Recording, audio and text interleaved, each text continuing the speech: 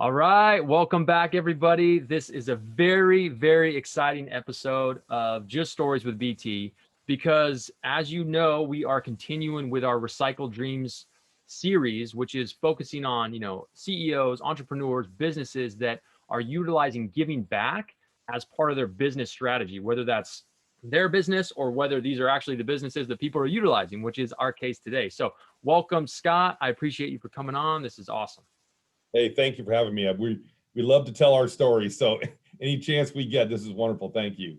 Yes, and I'm so excited. I mean, we know kind of each other in passing, met a couple times, but haven't physically worked with you a ton. And so, in looking into your story and when you sent me your deck, I was extremely motivated by it, and I'm really glad that people are going to be able to hear your story, and also hopefully get involved in maybe working with you guys down the road, which is exciting. So, as you know, this is a podcast based around stories and learning more about you through some of your experiences, and then at the end, we'll have a chance to kind of tie back how people get involved or how they can do this in their own business. And what we usually do in podcasts, right, is we give you a chance to introduce yourself and talk through all these different things you've done. And what happens is some people don't know what that means. They don't know if that intro means 30 seconds or 10 minutes or 20 minutes, right? So because of that, I'm going to actually introduce you. Okay. So that way I Many can keep it people to would 30 say, seconds or a minute. many What was that? people would say that's brilliant that you're doing that. Well, some people, unless I botch it. So you can tell me after if I botched it. But I'm going to introduce you and then you tell me what I missed. Okay. Got it. Awesome. Okay. So here we go. So 60 seconds of Scott. All right. Here we go. So first off, you were born in the Pacific Northwest, Tacoma area. You grew up off the Puget Sound, right? Which is awesome. Love it. So you grew up swimming, skiing, fishing, all those amazing things. Your first job, you started very young because your parents had their own business. So you kind of grew up in that. At 15, you were working for them. You started your own window washing company, which is awesome. Love that entrepreneurial style. Big into sports, lettered in basketball, football, track, water polo, which we should talk about because I play water polo, same thing. Yeah. You've been acted into play, which is awesome. That's why you're so good on camera. Look at this already. You went to University of Washington, go Huskies, I believe. Yep. And then you got married after that to Carolyn. You have two amazing kids, Hunter, who's 21, and Sharky, who's 19. We're gonna have to talk about that name in a minute. And so then that spurred you into a career, right? You ended up, even though you're working for your family-owned business, you did start Comfortpedic, which you ended up selling to Simmons in 2007, and then you ended up going to Simmons to work for them to help run that for about 8 years. But before that, in the early 2000s, you did have a bout with anxiety, right, where you're dealing with some different things. And to come out of that, you realize one of the things that would push you forward is that a life of giving back for you is something that drove happiness inside. And so that would kind of spur you on to what you would do later, which is in 2015, you would launch Relief Bed. You would leave Simmons to do this full time. And since 2016, you guys have distributed or given away 27,000 beds, which is incredible. And then recently, you didn't stop there. You also launched a new technology called IO Bed that formed a successful multi-million-dollar partnership with King Coil, which is really cool. And I want to talk about that. And then, of course, in 2021, you're on the Just Stories podcast with BT. I mean, you can't end it any better than that. That's right? it. Can't end it on any better than that. So a couple things from that. So first off, is your daughter's name really Sharky, or is that her nickname? It is Sharky. Quick story. When she was born into Jordan. And that was her name before birth, as we, came up with her name prior. Yep. 3 weeks old. Well, I'm a tall guy, so she, had a lot of growing genes in her. She was feeding on the bottle to such a degree that she would shake her head back and forth really hard and be sucking very hard in the bottle. So one day my wife handed her to me, and we like nicknames and fun names. And we said, yeah. Here, Scott. She goes, you feed the shark. We're like, oh, that's kind of cool. So we didn't call her anything but a derivative of shark, Sharky, Sharkatron, whatever, from the time that she was 3-4 weeks old until she was about 3. And at 3 years old, we said, what do you want this to be? Do you want this to be your name? And she said, yes. Because anytime if we ever did call her Jordan, it was like, she was in trouble, which was rare for her, thank goodness. And so, yeah, passports, birth certificate, the whole thing. Never teased a day in her life, and just finished prep school as valedictorian, and just an amazing person and artist. So hasn't hurt her. That is awesome. That's such a great story. I love it. So that's cool. So you've got these two kids. You're up in the Puget Sound, which I love. I actually spent a little bit of time up there. One of my dad's good buddies from um, college, and he actually played some ball in the Southeast Asia for a while, which is random. But he played with this Yeah. guy who lived up in the Puget Sound, and I'll never forget. We went up and spent. We were in the summer. We spent a week with him, and we were, you know, jet skiing and all this stuff in the Puget Sound. And on like our last day of the trip, like one of this kid's son mentioned something about, yeah, you know, right where you were the other day when you couldn't figure out how to get the jet ski going, you were swimming. We saw an orca there just like a week right before you came. And I remember, you know, I was like, I was like 10 or something. And I was, from that moment, I was terrified. You know, I was like, oh my gosh, orcas. Yeah. They only Yeah, it made was so one cool. movie about orcas, and it was called Orca, and it was kind of a Jaws kind of a thing. So I'm not normally I'm not very afraid of them, but you see a movie like Orca, and you change your mind a little bit. Absolutely. So, have you always lived up there? Yeah, so yeah, born in a little fishing town, which is now kind of becoming like a Sausalito of San Francisco. It's really become a beautiful and upscale area. I don't live there anymore. Maybe that when I moved out, maybe it got better or something. Elevated. But anyway, it's called Gig Harbor of all things, Wow. and it's just over a bridge that funny lives very, very similar to the Golden Gate. Many people call it the Green Gate, even though its name is the Narrows Bridge. And the only thing that stopped the town from blowing up is the fact that the bridge was very much a bog down. It was very much an issue. So they built another one. Think about the Golden Gate Bridge and then building another Golden Gate Bridge right next to it. Obviously, not quite the scale of the Golden Gate Bridge, but they built another one, and that made Gig Harbor blow up. And now you got to go out at the base of Mount Rainier is where I live now, little town called Roy. Oh, nice. I love that area, especially when it's not raining. It's like absolutely amazing. Which it is today. And for anybody who wants to move here, it rains all the time. No, I'm Yeah. just You know what's funny? When I used to be with Sleep Train, we had these 5 districts, and one was Seattle, and then the other was Portland. And so I had just directors in each area. So I'd fly up there every 6 weeks or so, and I just, for whatever reason, I seemed to score it great all the time. The weather, it would always be good, and so I remember my director was like, "You come anytime you want, man. It's always great."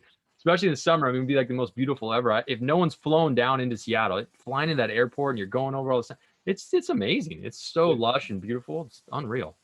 but I'm 54 recently, and and before COVID, I flew a ton, and I hope to again. I'm jonesing to get back on an airplane. Oh yeah. As weird as that may sound to some, but I'm still in awe flying into my town. And I think if you can still be that inspired when you're flying into the place you live, and almost at times, especially if I'm tired, emotionally inspired, Yeah. that obviously means that not only do you live in a nice place, but that you can stay.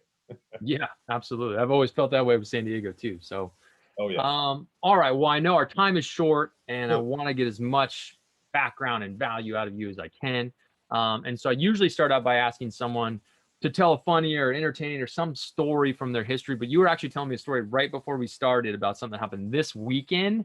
So I want to start there because you got to tell people about it. We'll start there, but I just enjoy humor so much, and I have incorporated it into my entire work life. I think humor in the workplace is important. Humor is important for your physical well-being, and so sometimes when people see what I do from the nonprofit side, they want to maybe see this very serious and kind of sappy person. Well, I am that person, but the person that I'm going to be more so is funny, and I'm going to be playing practical jokes, and I'm going to be sarcastic. And sometimes for people, they don't really know how to take that because they don't think I take maybe my organizations and things like that serious, but I take them dead seriously. The humor is there just to kind of make things easier. So this is a joke on myself, and there's nothing better than that That's kind. than making fun of yourself, right? The only thing more fun than that is making fun of other people. I'm kidding. That's not funny. No, this weekend I have a little OCD about going to McDonald's. It's to get a drink. It actually isn't to get food. In fact, one of the things I've enjoyed in the last year to do is I'm not necessarily eating their food, is I'm buying the people's food behind me, which makes it kind of fun. It's that kind of give back thing, Mm-hmm. and it's enjoyable. Well, this I don't go on the weekends because I'm at home, and this weekend I went, and a voice came across the box of somebody that I was very familiar with, working with at McDonald's, working with at McDonald's. Yeah. And I heard her voice and I said, "Hey, is this Hawa?" And she goes, "Yeah, it is." I mean, very distinct voice.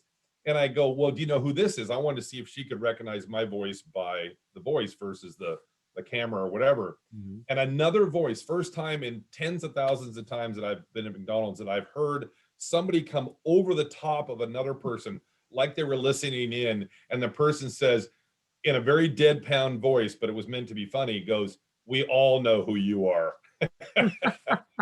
So That's awesome.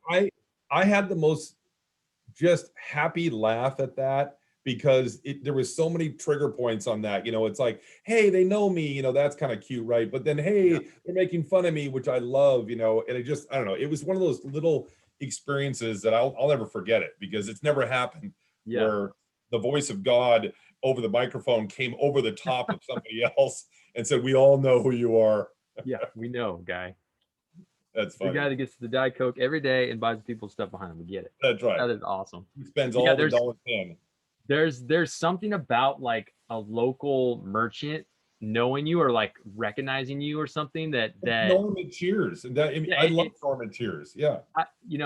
I'll never forget. I felt like at this point in my life, I think I was 22 or 23. Yeah, maybe 23. But I lived in Mission Beach in San Diego, and with my best friend at the time, he's now my brother-in-law, so we're no longer best friends.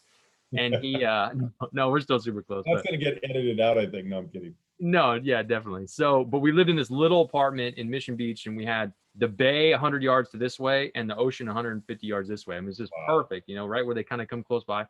And there's a little local coffee shop and there's a little local pizza shop. And so we lived there for years. And I'll never forget, like one day I came in and I would always get my coffee in the morning before I'd go to work or whatever. And in the summer, the lines are out absurd because everyone's from Arizona is there. The whole state's moved to Mission Beach. And so I got to know everyone working there. And so finally one day, I remember the lady behind the counter is like, her name is Jane, I think. And she's like, "Hey, Brett, by the way, from here on out, just walk around the whole line, make your own coffee on this thing and just leave $1 for us." And I remember being like, okay. And the next day, the line's packed. It's like a Friday morning and I walk past everyone. I'm just kind of staring at them. I walk over, make my coffee, throw my $1. "Hey, thanks, Jane," or whatever, and the whole line is staring at me. And it was the like height of my life. I don't think I'd ever felt so cool in my whole life. I just giving people the mean mug, as I walked out. I was like, yes, local status. That was my locals only status. And then we do the same thing with pizza. Lifeguards could get pizza for $1. And eventually we got to that level of like, here's $1 and we'd get the pizza. Oh, nice. Epic. So see, same thing. You're at McDonald's, me at this coffee, we got it. Well, one funny story in the McDonald's is that you have to, and this could be a whole podcast, but I promise to make it 45 seconds, if that is, when you do the giving back thing, you do it, you drive off, you obviously don't stay there to high five them or anything. So you have no idea how it affected their day, which is good, right? You just got to let it kind of happen.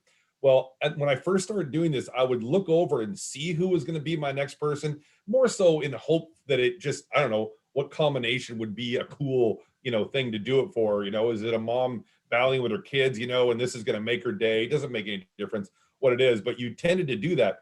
Then I kind of felt like there could be a judgment thing coming in there. Am I going to all of a sudden go, yeah, today I'm not going to do it? So I never paid attention. I just do it. But the funny thing is when you get to the window to pay and you say, I want to pay for the person behind me, the expectation is $3 to $7. It's going to be somewhere in there, right?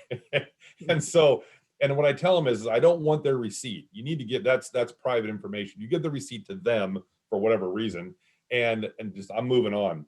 Well, the one time that was kind of shocking is they go, "Hey, Scott, the just so you know, the bill is $27. You still want to pay for it?" And you're like, I had to look in the rearview mirror for a moment, but of course I did, because that's the game. You got to do it no matter what. But $27, God bless them. Is all I can say. A lot of Mickey D's. Jeez. Yeah. That's awesome. So tell me, I want to transition into relief bed a little bit. Yep.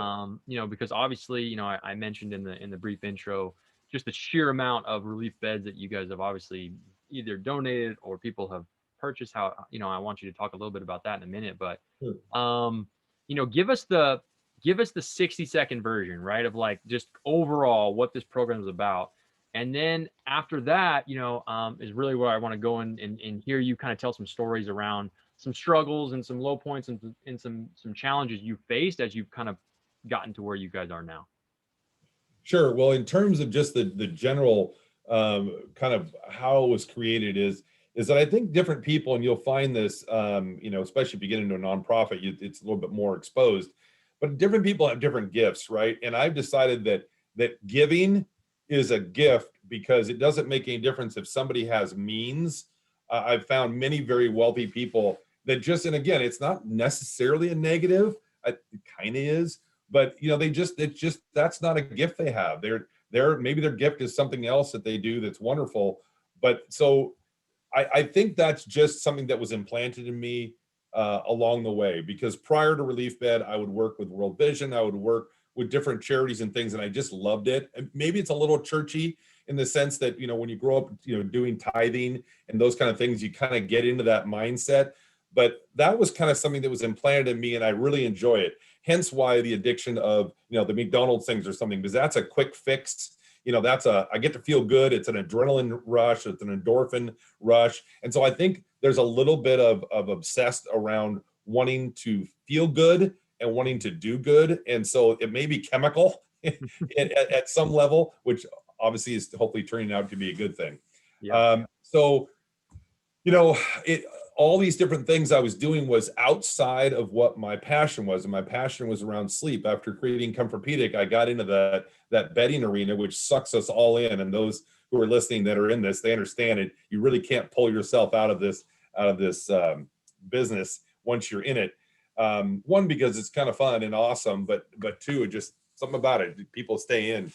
Yeah. So when I was looking at sleep and then looking at how I could give back, it was like, well, why don't you give back the exact thing that you have a passion for and that you're pretty good at? So that was the impetus for it. And also the fact that what was happening a lot of times is when mattresses were being donated to places that needed them, like homeless shelters and disaster relief, that the mattresses weren't paired properly with what they needed, right? They needed waterproof, cleanable, different sizes, not, beds that couldn't be sold or beds that were returned that were still pretty new. And those definitely have homes. The foster organizations can definitely use those kind of beds and many others. I wanted to build something, use a little innovation and create something that would actually be able to be used in those organizations. Hence, the Relief Bed was created, both the self-inflating model and then the standard foam model, to be, waterproof, cleanable, very transportable. And so I kind of just used a little bit of innovation and knew a market that needed to be served. The number one thing in disaster relief that is not being served, because they are doing a good job with water, they're doing a decent job with medical, and a decent job with sheltering, but sleep is the number 3 biological need. And by the way, that has to be in every podcast or interview or anything. It's like a contractual thing. I have to say sleep is the number 3 biological need. If it was a drinking game, that's why we'd do it. And so hence that's why I focused on that, because it was actually an underserved need also. Awesome. And I mean, I'm just thinking right now, obviously it's so current, obviously with what was going on in Texas, and all these people's pipes bursting, and right, aren't these scenarios that come across your desk, right?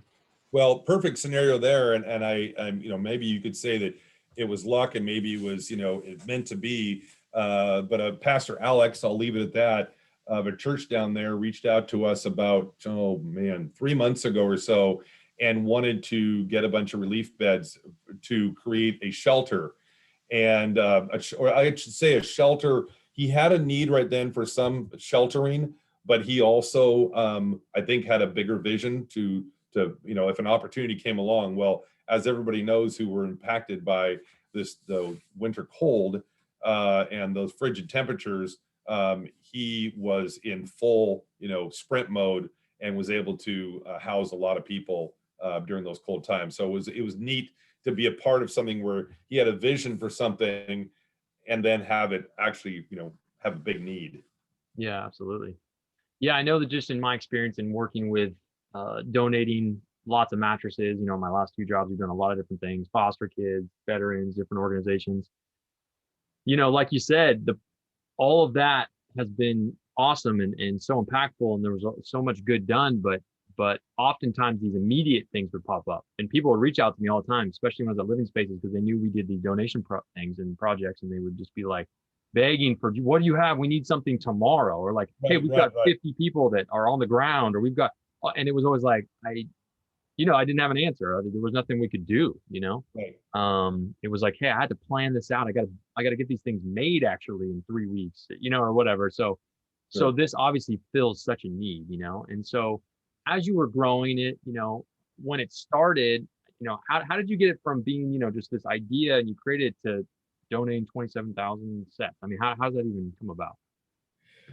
Well, it comes about through help from either personal donations, corporate donations, and or I would say just in kind. So, for example, unlike what we do, we don't normally have a large amount of inventory, although we can build quickly. But right now is one of those rare times where my new relief bed air that we are very proud of. We've got 1,000 of those right now here, and then we've got a bunch of our other original trifolds in stock. And so it's kind of an ebb and flow thing where the inventory comes and goes. But back to your question, we it's really the support of the people that have come around us. Our personal, call them cash donations, has not been anywhere near what a normal nonprofit would enjoy. So what we've had to do over the time, we've just kind of made it work, is we've then created a year later Relief Products LLC, and that is a for-profit company which is using its abilities, its assets to pour into and fill the gap on the when we're running short on the nonprofit side. So you could argue it's like a Tom Shoes, the for-profit is. I think theirs was actually, there's a midterm type of a company between a for-profit and nonprofit. But basically, where we're going to have, you buy one and you give one. In fact, your organization, Brentwood Home, is, and I know this is not what this podcast is about, but I have to give you guys a shout out because Brian and V being the owner and Brian being a longtime friend, and obviously everybody knows Brian in the industry. Brentwood has been a partner now for almost 3 years, I think. And a great story there is they'll donate a bed with every bed sold on Crystal Cove, on that product line, which is a beautiful yoga inspired bed. short pitch there, sorry. And but what's really cool is about a year and a half ago, we had this idea and we said, what we're going to do? We're going to actually ask the customer to donate money over and above the purchase of the mattress, where that is already embedded, no pun intended, in the sale, right? The gift is. And it's going to do two things. One, we're going to find out if they're paying attention. If nobody does it, I don't think it's because nobody has got a big heart. It's because they're not paying attention that far down the website and that much into the details. And then so maybe the program, maybe it's not seen and maybe it's not worthwhile, right? Besides it being a really good thing. And I think that's where, Brent and V's heart is. So that's, thank goodness. Well, it was better than that. Over 30% on a consistent thing for well over this year and a half period, the people have actually made a donation. So you think about this person who's calling in to buy a mattress, right? And then they're getting off the phone, they're getting off the computer, and they're going, yeah, I'm inspired by what Brentwood is doing with Relief Bed, and I'm going to make a donation. In that short period of time, they get that inspired. That's meaningful. And I know we're getting ahead of where you want to go, but I think there couldn't be a better advertisement for why companies should be doing that giving back scenario. If you do it for any reason, do it for greed. And I don't mean that bad at all. I mean, do it because it's the right thing to do, but do it because your customer will appreciate you for doing it, and it will separate you from the other 75 billion people that are also selling mattresses or selling whatever product that people are doing out there. No, 100%, 100%. And we will get back to that because it's a great point I want to touch on. So tell me, as you think back at these last 4 years at Relief Bed, what could you pinpoint, or what story could you tell us around, a struggle or a failure or something that, was kind of a defining moment that you had to work through or get through? Well, that's probably getting out of bed in the morning. Since I'm an evening person, is when I think best, and when I'm on an airplane, which those things we used to fly in a year ago. Yep. I don't know if your blood thins when you're up there, but I love being up there because the ideas just click. But in terms of a failure, I would just say there's been so many, hundreds and thousands of little small failures. Thank goodness, I haven't had and I would say the fortune sometimes. It is good to fail, right? As long as everybody's heard these 10,000 motivational speakers, but if you're going to fail, fail forward, right? Yep. And so there's been so many little failures all the way along. It's not worth the time on your podcast. But I would just say that when you fail, you need to learn from it. You need to not get tied up around it and move forward. One funny story, and there's a picture hanging in my office of everybody seeing Pirates of the Caribbean.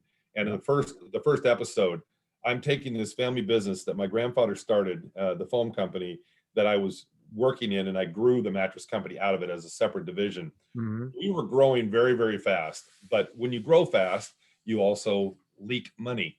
And so we weren't making money, but we were growing. And the timing of being able to sell a company, and where we were with cash positions and things could have been a gigantic failure. If we wouldn't have sold that division, I know we would have made it. It would have been just a really big struggle. But I like to tell myself that if we wouldn't have, so now go back to Johnny Depp standing on the top of his mast as the sailboat is going under the dock. Literally, it's sunk and sinking, and he steps gingerly off the mast onto the dock. And I felt in some poetic way that was kind of what happened. Is I was able to step off the mast onto the dock and go, phew. Now I didn't rob the purse, the money later on in that scene. I didn't steal from the guy at the dock, but anyway, so that would have been a gigantic failure and pretty hard to recover from in a very quick time. But it thankfully it wasn't. But again, just a lot of mini failures, learning from them, moving forward, constantly every single day trying to achieve. I'm a massive note taker on my phone, so I'll have tons and tons of notes and checks of those things that have all got to happen. And I think if you do that over the course of time, you will get so much accomplished because you're doing base hits, like a baseball analogy. Every single day, base hits, and you become an Ichiro, right? Who was famous for having as many singles as he did. Singles don't normally get in the history books. The home runs do, but I believe in a lot of singles is very good for your mind and your career. Oh, absolutely. Yeah, I had a guy one time I was actually in downtown Chicago, and this guy was teaching me how to run this business to business office setting. It's a whole another story for a whole other day, but he was going to show me. He's like, yeah, I want to show you how you interview someone who's going to go do business to business like sales. So I said, okay. So we're in this big high rise in Chicago, and we take the elevator down 40 floors or whatever. We get the applicant, we come up, and we get out of the elevators. In this guy's office was at the end of this hallway. It's a pretty long hallway, like 300-400 feet. We get out of this elevator, and this guy is just taking off that I'm supposed to learn from. And he's walking so fast, I'm almost jogging to keep up. Wow. But walking super fast because he's walking fast, So we get to his door. He opens the door and he turns around, and I'm standing there, and the guy's a good 30 paces behind us. He was just walking like a normal pace. He wasn't walking slow. It was just kind of normal pace. So the guy gets finally in. So then the guy was just standing there waiting. He finally gets there, and he just sticks out his hand to the new guy, the interviewee, shakes his hand again. He goes, hey, just want to thank you for your time, but you're just not going to be a good fit. And just turns around, and we close the door and walk in the office. And the guy's just standing out there, just waiting. And it's not a joke. So then he goes and sits down, acting like nothing happened. I'm like, oh, what's happening? And he's like, oh man, we're doing business to business sales. I'm in the business of numbers. He's got to hit 115 doors a day. This guy's not going to do it with that kind of pace. Forget that guy. Move on to the next. And I was like, in here I am like this young 24-year-old kid where I was like, what is happening right now? But he's like, he looked right at me. He said, listen, in life, he's like, whether you do lists or you do check boxes or you do whatever it is, he goes, it's a numbers game. So figure out what your number is. To him, his business was hit 115 doors and you'll get one sale, right? But like from a leader perspective, he told me, hey, I do this thing every day where I set these, whatever it is, his 5 or 10 things. And he said, I don't go to bed till I check these off. I don't care. Yep. And he, at the end of the day, he was a 25-year-old millionaire, turned out to be this crazy cokehead guy that was doing Ponzi scheme and all this. But besides that, he was successful at it. He's super successful. But I would Right. take that away, to what you're saying, to your point. I mean, at the end of the day, it does matter. And I can imagine, running a company and having these challenges, you got to keep yourself, just keep going. You got to keep going. You gotta keep your head down. I know these all sound like, analogies that we've all heard 1,000 times, but if you can hear things 1,000 times, but if you're not doing them, then then, and again, that's your call. But failing forward, and keeping your head down Yep. and just keeping focused on what you're doing and not listening to others. Man, I'll tell you what, um, I'm a good foot soldier if I'm building a house. If I'm doing something where I'm the volunteer, I'm sandbagging, I'm doing whatever. I am really really good, and for lack of a better word, I'm a good grunt. But when it comes to certain parts of business, I can be somebody's grunt if I'm in their realm, in their world. But when it comes to many other things, it's not that I don't want to have let somebody else lead out of a negative thing. I just, by my nature, I have to lead. And so by doing that, you have to put your head down and just go forward and not listen to naysayers or whatever. Yeah. No, absolutely. What was tell me, is there one thing you can think to, one story or one time you can think of in the last few years when, especially with relief fed, um, where you kind of just sat back, or you took a step back and were like, oh my gosh, this is really happening. Like, we're actually doing this. It's like we're seeing some success. We're seeing beds coming in or out or whatever. Yeah. Was there one moment that just kind of caught you off guard when you think back? Um,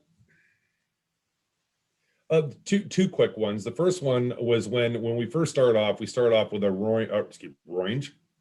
orange self-inflating bed that you would use to go camping, and we started off with that bed. I went down to San Francisco to do one of my first gives, and we had about 50 beds with us. We were partnered with an organization that was providing showers to the homeless living on the street, so we were there kind of with them.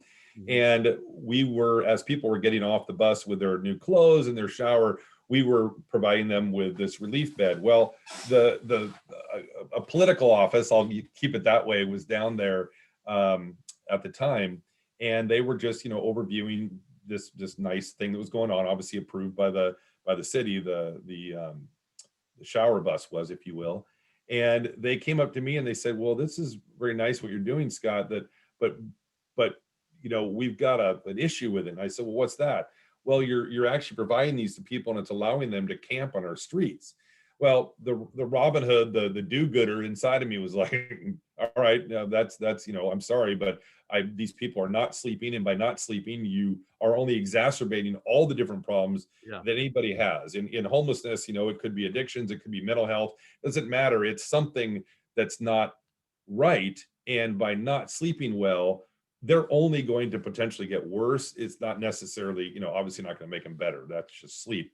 So that didn't really resonate with me. But then when they said that providing these beds could get people hurt or killed because there's a value attached to them, that was it. And so from a changing course perspective, we went from being on the street, which to only working with companies and organizations that were in the trenches 24/7, like homeless shelters, like disaster relief, that had lots of people supporting it. It frees up resources for what those people are doing, so they can provide maybe more things around mental health and not be using their resources to buy beds and things like Yeah. that.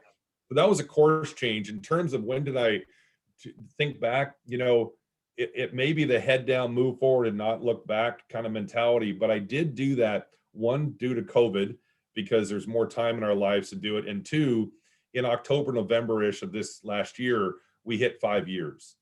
And that was kind of cool. So I started going back, and my son Hunter does a lot of marketing for us while he's in college, and he's in film. So he's created a lot of these mini films that are like 1 minute long that were from different gives that we had over the course of the last 5 years.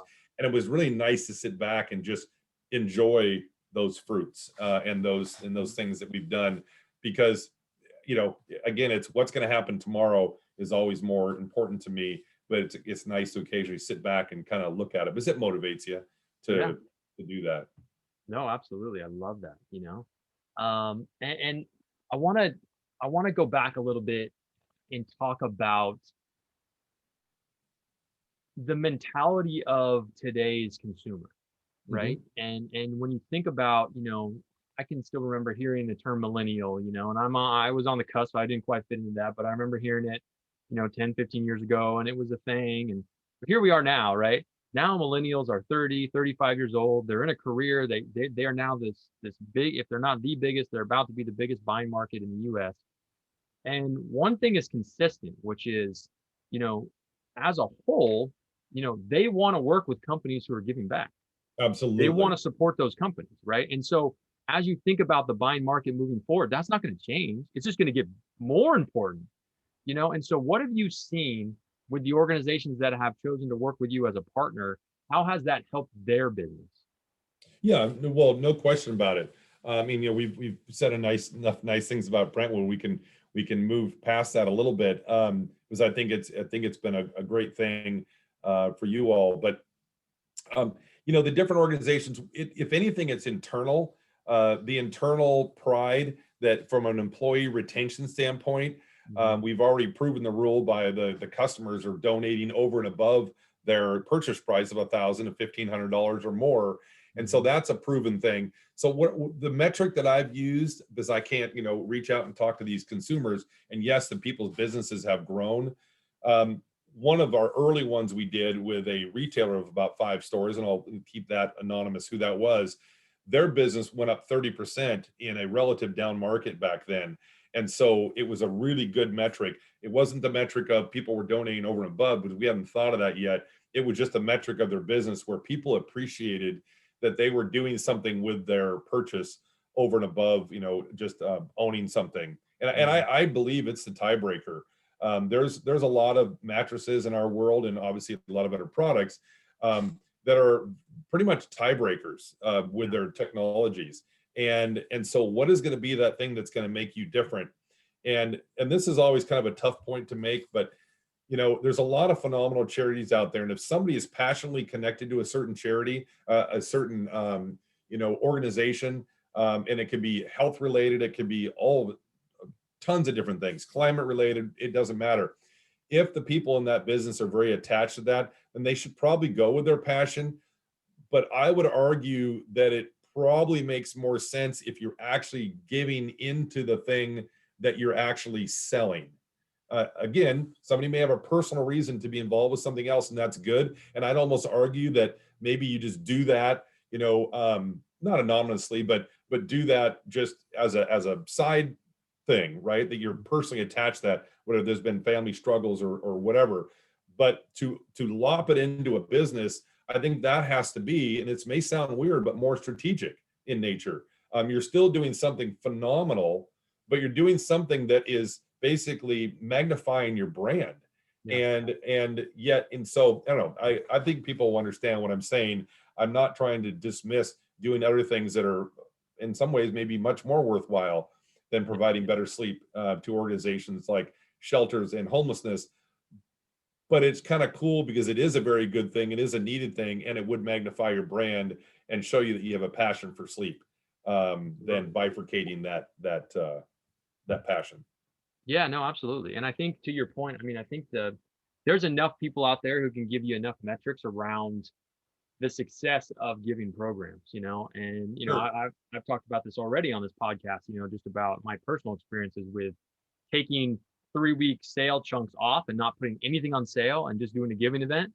And then, next one you go back and I did a sale event and you check at the traffic and it was like we drove just as many people through the doors or to the website based on a giving event than we did put on something on sale. But then you had to discount 20 or 30%. And so it just Right. started showing me, and just like you said earlier with the example with Brentwood Home, it's like, people they are reading, they are looking into those things, they do care about it, and they will continue to care about it more and more. And so Right. it's the example that I like to give, is that I like to call it experiential giving, right? So somebody can buy something, do something, and then there's this big cycle that happens, which is as an employee of the company, I feel good because hey, I worked with Yes. the guest, I did a really good job, I got them to make a purchase, but then because of that, this person or this charity or this organization, they got the relief better, they got this or whatever. So then that person's excited because they got it or that organization. And then Yep. the guest is all excited because they're like, hey, I got a purchase I was going to do anyways, but now this whole other cool thing happened. So it's like this great circle. And I think that as we progress throughout time, I think even within 5 years, I think there's gonna be a lot of things that become almost standard practice for successful companies. Absolutely. It's like I think companies who aren't looking into sustainability down the road are going to they'll wind up in trouble in 5 years because Yes, it'll sir. become so many businesses doing it that all of a sudden it'll be like, hey, like if their factories can have no waste, why can't yours or whatever? You know what I mean? Like it just, Well, I think you're dead on.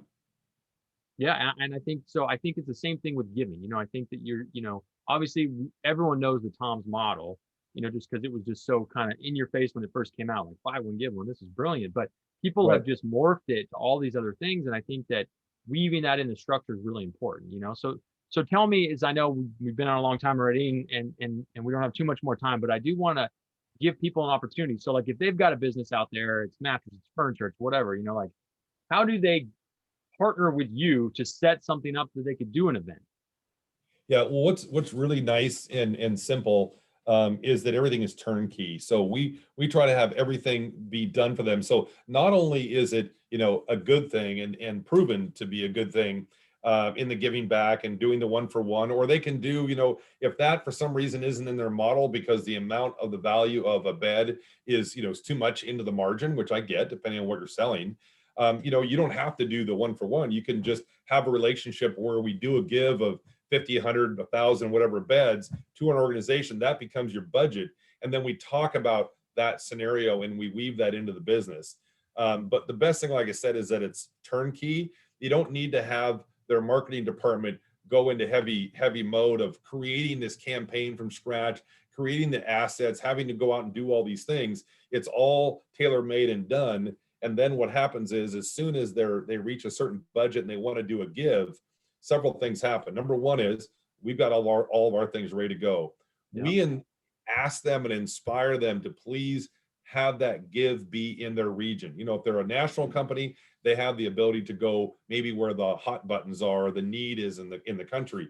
If they're a regional company, then they absolutely want to be doing something in their region, right? Because they want to be giving back in the communities that are giving to them.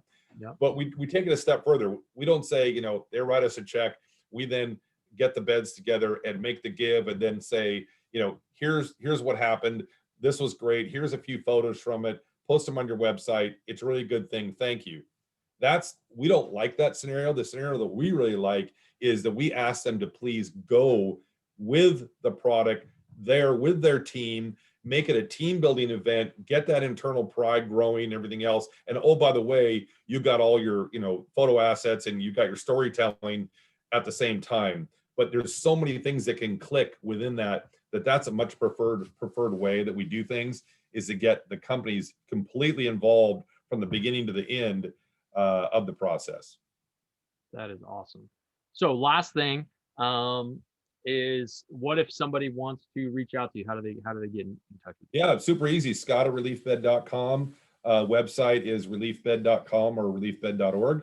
And there's ways to reach out through us through that. There's things in there that people can buy as long as they're planning on giving away through the website. They can literally go on there and buy things. And then our hopes are, even though some of those things actually are useful for themselves, but that's not the way it's set up.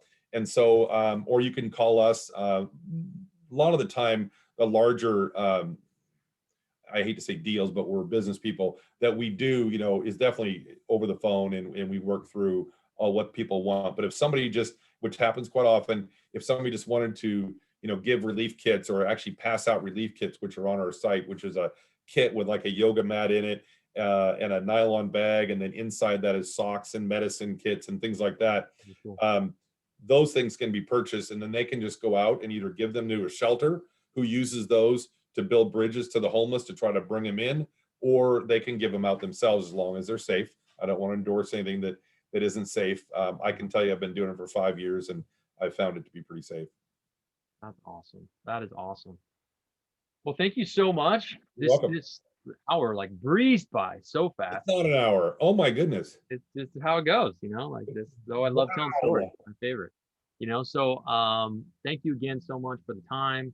I just want to encourage people, regardless of the industry you're in, you got to start thinking about putting giving back as a strategy for your business. I just don't think it's going to be an option in the future. Your customers want it. It's better for Right. you. It's better for your employees. It's a win-win for all. There's so many people out there right now with, supply chain issues, things due to COVID, all these costs have gone up. Everyone has to raise their prices. And I've been on Clubhouse lately, listening to these different rooms and these chats of people talking about how do I raise my prices and all this. I'll tell you, you got to raise your price. Why not raise it and also include a giving event? Like Exactly. do something where your consumers, like, yes, maybe they're paying another $100 or $200, but wrapped into that, there's a giving event or something that people can get behind or feel good about. There's other things to do besides just raise the price. There's always an angle, and I think that giving back is going to be the angle that's the best as we move forward, for sure.